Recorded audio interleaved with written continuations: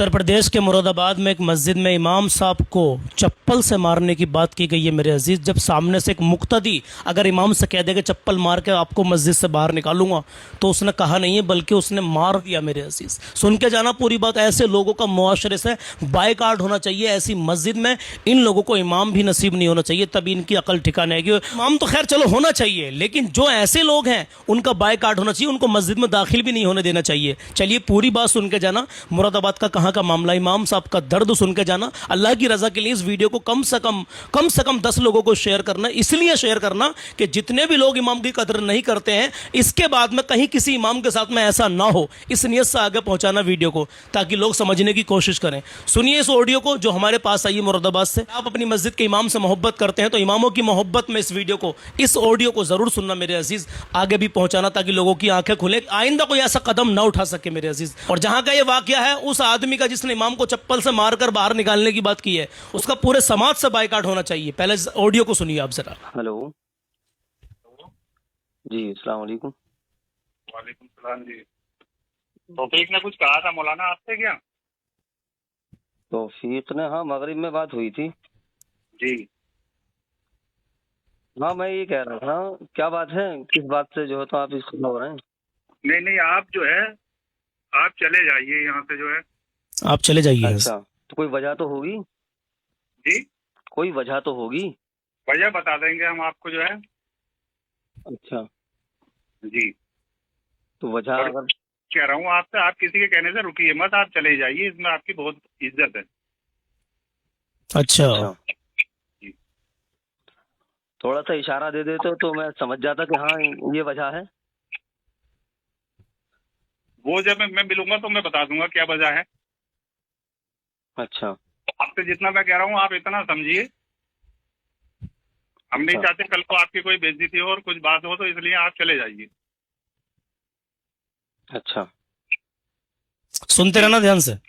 और दूसरी चीज ये, अभी 10-15 दिन पहले 4.5 लाख रुपए आपने निकलवाए थे क्या इनसे अकाउंट में से? 4.5 लाख रुपए? हाँ जी। 4.5 लाख रुपए मैं क्यों निकलवाऊंगा? इन्हें भी हटाऊंगा, कमेटी को भी, मस्जिद की। 4.5 लाख रुपए 36,000 रुपए कुल पड़ा हुए हैं खाते में मस्जिद के। अच्छा, जी, वो कह रहे हैं कि मौलाना ने निकलवाए। मैंने निकलवाए हैं? जी। निकलवाए तो दोबारा डलवा दो। अच्छा, चलो हम पूछेंगे उनसे। आप मत पूछिए, हम पूछ लेंगे। आप आज या कल में अपने चले जाइए। आप तो अरे हम अपने आप पूछ लेंगे, आप मत पूछो। पूछो मत, चले जाओ बस। अच्छा, बताओ, जी। अभी सुनते रहना। आप अपना कहीं और कहीं देखिए, आप चले जाइए यहाँ से। और ये मैं कर्जन तरीके से कह रहा हूँ, आप यहाँ पर रुकने की कोशिश मत करिए। अरे अच्छा, जी, फिर मैं बेइज्जती करके निकालूंगा तो क्या फायदा होगा उससे। मैं ये बात चाहता नहीं। अच्छा, जी। तूने तो कर दी भाई आज हो बेइज्जती। जाए आज चले जाइए, आप कल हो जाए कल चले जाइए। और कमेटी से आप नहीं पूछिए, हम पूछ लेंगे कमेटी से अपने आप। अच्छा, जी। साले सब ड्रामेबाजी सब चीज देख ली हमने, जो है अकाउंट तक का चेक करा लिया मैंने मस्जिद का। अच्छा, ये तो इतना बड़ा इशू नहीं होना चाहिए यार। आपने मुझे बेवकूफ समझ रखा था, क्योंकि आज तक मैंने कुछ कहा नहीं था आपसे।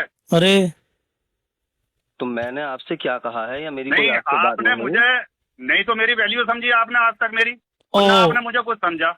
आ भाई बात निकल के और अब सामने। मैं बताऊंगा कौन रोकेगा, किसके अंदर इतना हिम्मत है, यहाँ पे आपको देखूंगा मैं। इनको वैल्यू नहीं दी गई है कहीं ना कहीं। अच्छा, पैसों का मामला नहीं है इसका आपसे मैं मतलब। कह रहा हूँ, आप आज चले जाइए कल चले जाइए यहाँ से, इसी में आपकी इज्जत है बहुत। 6 साल से इमामत कर रहे हैं वहां पे ये, तब ये हाल है इनका। अब बेचारे इमाम साहब। तो ये तो सारा इल्जाम फिर आप मेरे ऊपर लगा रहे हैं ना कि आपने आपने कहा है और आपने निकलवाए हैं। खुद वो कह रहा है, खुद वो कह रहे हैं कि मौलाना ने भी निकलवाए पैसे। हमें तो सामने कोई बिठाना वजह तो दोनों बताई को। होगी क्यों निकलवाए हैं? किस अरे ये वजह तो वजह किस जब वजह से हमने अकाउंट निकलवाए हैं? चेक कराया जब बताइए ना उन्होंने। नहीं, कोई वजह तो बताई होगी क्यों निकलवाए हैं इमाम साहब ने पैसे। नहीं, चलो, हमें कोई वजह नहीं, ये आप ये चलो बताइए। ठीक है, ठीक है, मैंने हमें ये निकलवा दिए, बताया लेकिन कोई गया तो है, वजह बताई होगी, कोई तो वजह बताई हमें होगी ये इमाम साहब ने क्यों हमें निकलवाए। हमें ये बताया गया है कि इमाम साहब ने कहा है कि मस्जिद और मंदिरों के अकाउंट खाली कर दो। अच्छा, सरकार की तरफ से वो है, नहीं तो पैसे बैंड हो जाएंगे। अरे और हाँ, जो ये कि बात साला वो मस्जिद के नाम से अकाउंट है ही नहीं, इसके अल्तमस के नाम से अकाउंट है। उन्होंने मुझसे बताया, बोले कि वारसी मस्जिद के नाम से हमारे दोनों के नाम से अकाउंट है। जी वारसी मस्जिद का दोनों के नाम से अकाउंट है, हाँ जी। तो है तो मस्जिद का ही। अरे तो जब उनके नाम से अकाउंट हो गया तो मस्जिद का काय का अकाउंट हो गया वो? तो आपने कहा है पैसे निकालने को? मैंने उनसे सिर्फ बताया था कि ऐसे प्रोसेस चल रहा है भाई, अब तुम देख लो क्या करोगे। तो मेरा और बताने कोई का नहीं, मकसद ये नहीं है कि और तुम पैसे ही निकाल लो। नहीं तो और कोई डिसीजन नहीं लेगा। आप ऐसा ज्यादा कलाकारी मत दिखाइए मुझे, आप यहाँ से बोरिया बिस्तर बांध लें अपना। ओफो,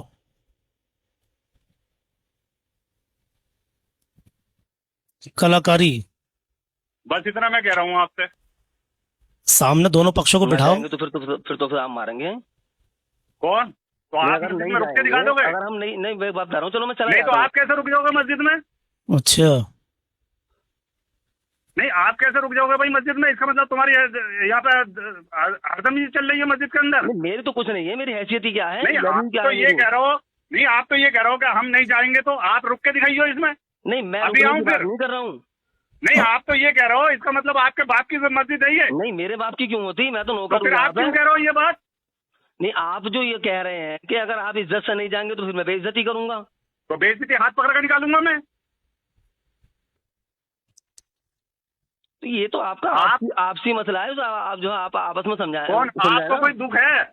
आप मस्जिद और कहीं देख लीजिए, और कहीं करिए इमामत।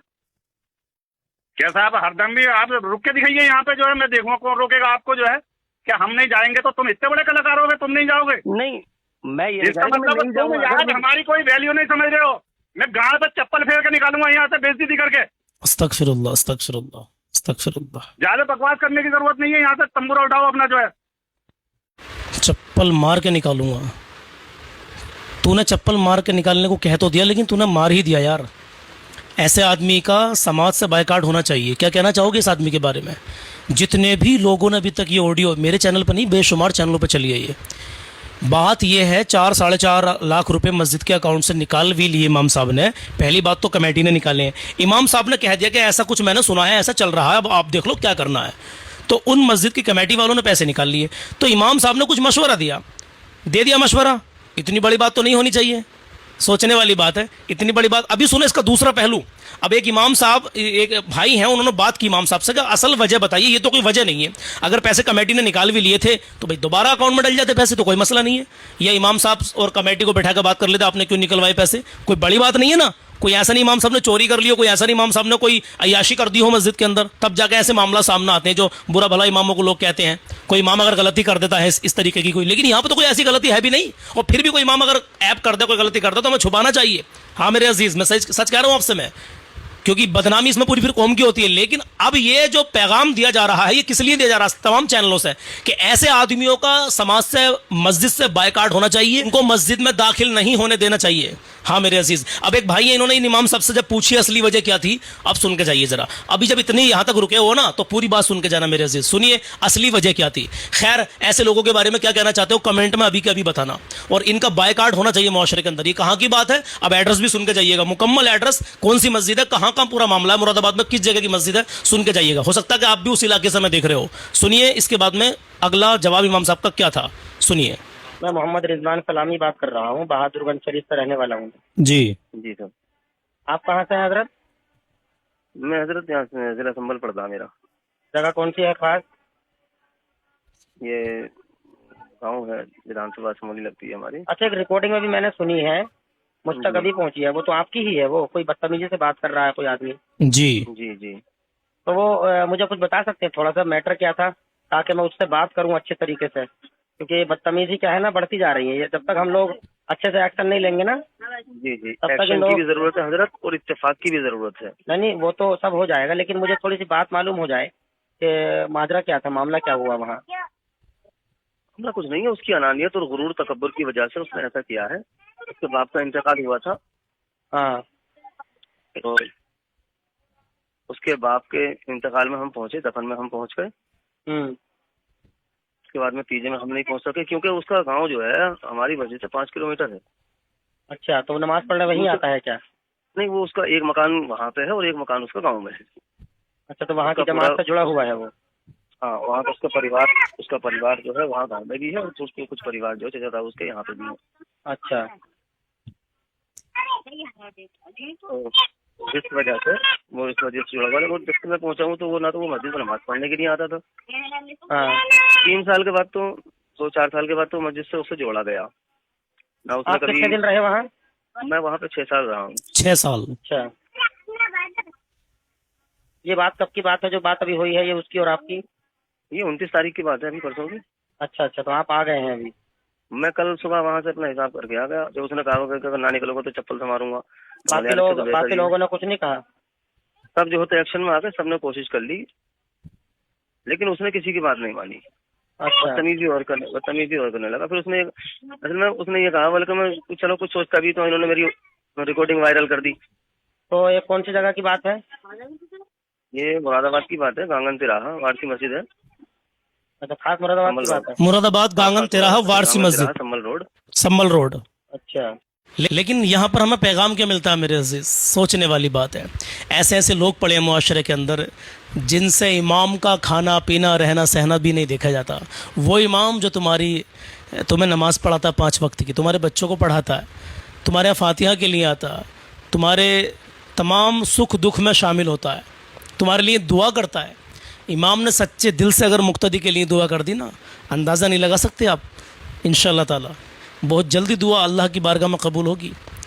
लेकिन यहाँ पर एक बात कहना चाहूँगा, खुदारा यार कभी भी यार उलमा को हकीर ना समझे मेरे अजीज़, कभी भी कमतर ना जाने। ये बादशाह होते हैं, इमाम कौम का बादशाह होता है। जी हाँ, इमाम बादशाह होता है। और ये इमामों को हल्के में इसलिए ना लें, ये नाइब रसूल हैं। मेरे आका अलैहिस्सलातु वस्सलाम ने जिस मुसल्ले पे खड़े होकर नमाज़ पढ़ाई है मेरे अजीज़, आज ये इमाम लोग मुसल्लों पे खड़े होकर नमाज़ पढ़ाते हैं। हम तुम ना हो जाएं खड़े, हमारी तुम्हारी क्या औकात हम मुसल्ले पे खड़े हो जाएं? एक हाफिज़ कुरान, एक कारी कुरान, पूरा कुरान उसके सीने में बसा हुआ है। सोचे ज़रा, आसानी से हाफिज़ नहीं बनता इंसान, बड़ी मशक्क़त उठानी पड़ती है एक हिफ्ज़ करने के लिए। सोचे ज़रा।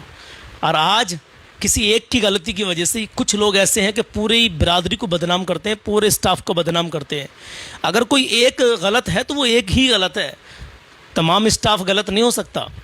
बिरादरी के अंदर कोई एक इंसान गलत है, किसी कम्युनिटी के अंदर अगर कुछ लोग गलत हैं तो वो लोग गलत है, पूरी कम्युनिटी गलत नहीं है मेरे अजीज़, सब जानते हैं। लेकिन कुछ लोग सारे इमामों को एक डंडे से हाँकते हैं, ये उनकी कम अकली है। अपना मशवरा कमेंट में ज़रूर पेश करना, और इस आदमी के लिए भी दुआ करना अल्लाह इसे हिदायत दे और इमामों से मोहब्बत करने वाला इसको बना दे।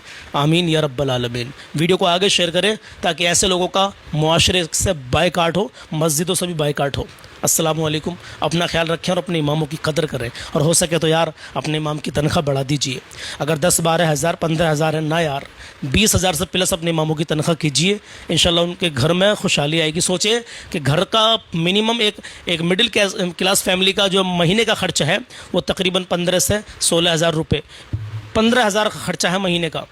जो एक आलदारी में फंसा हुआ इमाम है, तुम उसे 12-13 हज़ार दे रहे हो, ऊपर की आमदनी हो गई नहीं हुई तो नहीं हुई, क्या वो खर्चा करेगा? क्या वो अपने बच्चों का सही तरीके से शौक़ पूरे कर सकता है मेरे अजीज़? कुछ लोग निकाह पर नज़र रखते हैं, इमामों के निकाह होते हैं ऐसे वैसे, निकाह मिलते हैं उनको।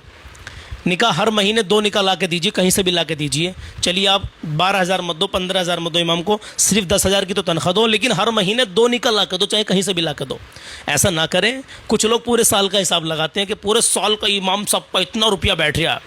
अरे कमबख्त, अपने घर का भी तो हिसाब लगा। मेरे मुंह से ये बात जुमले जो निकले हैं ना, इसलिए निकले कि जो इमामों से हसद रखते हैं। पूरे साल का हिसाब लगा रहे, तो एक महीने का हिसाब लगा। वो इमाम जो पूरे साल में कमाता है ना, कुछ लोग ऐसे जो हसद करते हैं इमामों से, तू 1 महीने में 2 महीने में इतने कमा लेता है, और तू इमाम के कदमों की धूल भी नहीं है। उस मस्जिद के इमाम के, उस हाफिज़ कुरान के कदमों की हम तुम धूल भी नहीं है, और हम हिसाब लगाते हैं कि पूरा साल में इमाम सबका इतना रुपया बैठ रहा।